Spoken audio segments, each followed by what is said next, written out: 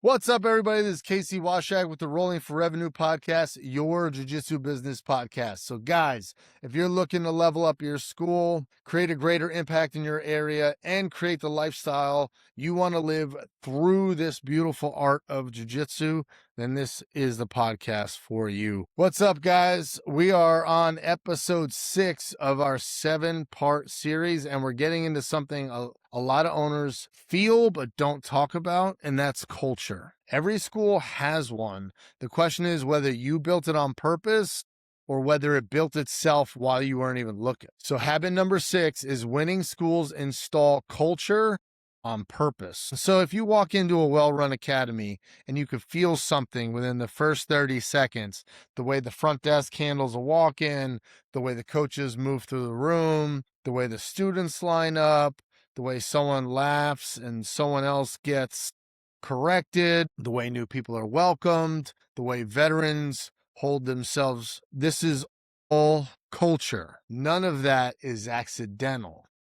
That's the culture, and the culture is the operating system underneath everything else. Your marketing can be perfect and your culture can still sink you.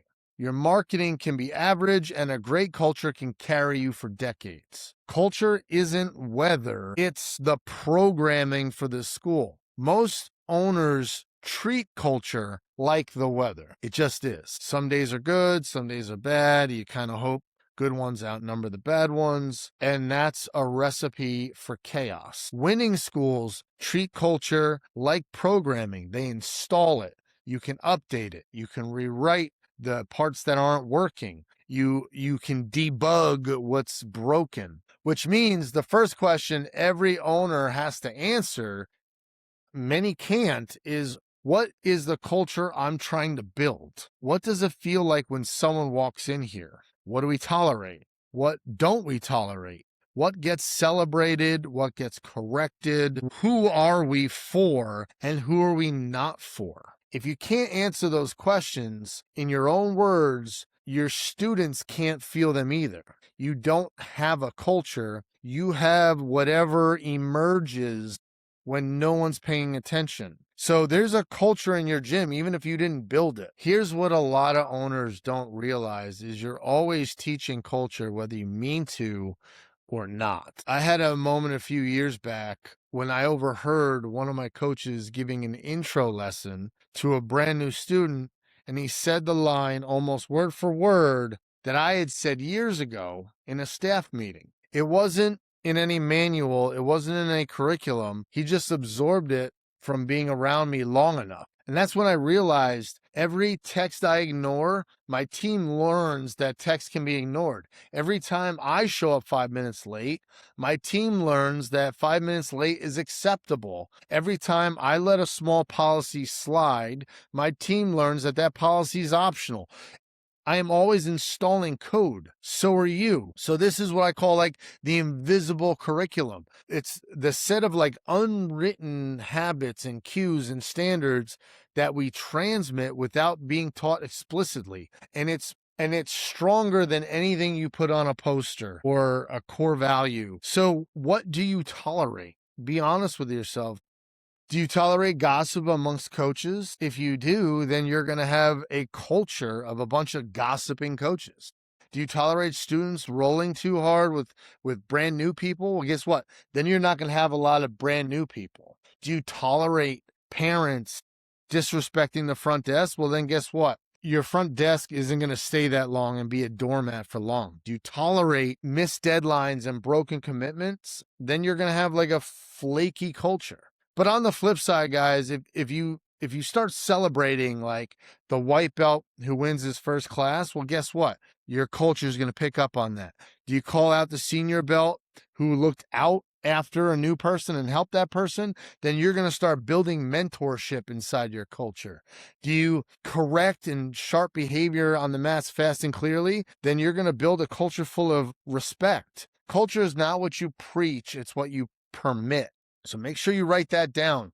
It's not what you say, it's what you do. All right. And so here's an exercise. Walk into your school next week, but pretend you've never been there before, not as the owner, as a stranger, and ask yourself these questions. Within the first 10 seconds, does somebody acknowledge me? And then the first 30 seconds, does someone try to help me? Does the room feel cold? Does the room feel warm? Does it feel professional or casual? Does it feel like the staff is happy to be there? Does it feel like students are happy to be there? Do you feel safe? Does it feel disciplined? Does it feel like a place where I would want to be a regular? That's experience, guys. That 30-second snapshot is your culture, not your mission statement, not your core values, not your tagline.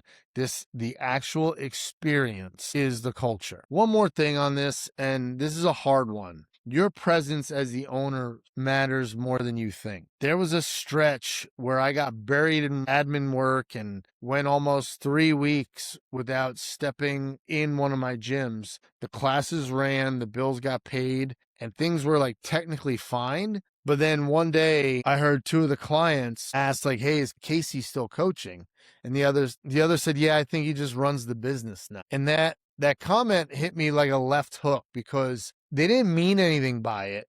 They were just observing. And it's because I became invisible. And the moment the owner becomes invisible, the culture starts answering to whoever else is the loudest in the building. Sometimes it could be a senior coach. Sometimes it could be a problem client or problem student. Either way, it's not you creating the narrative. It's someone else creating the narrative. That doesn't mean you have to coach every class. That's not sustainable. And we covered systems in episode 4, but you have to show up in meaningful ways. You have to be seen.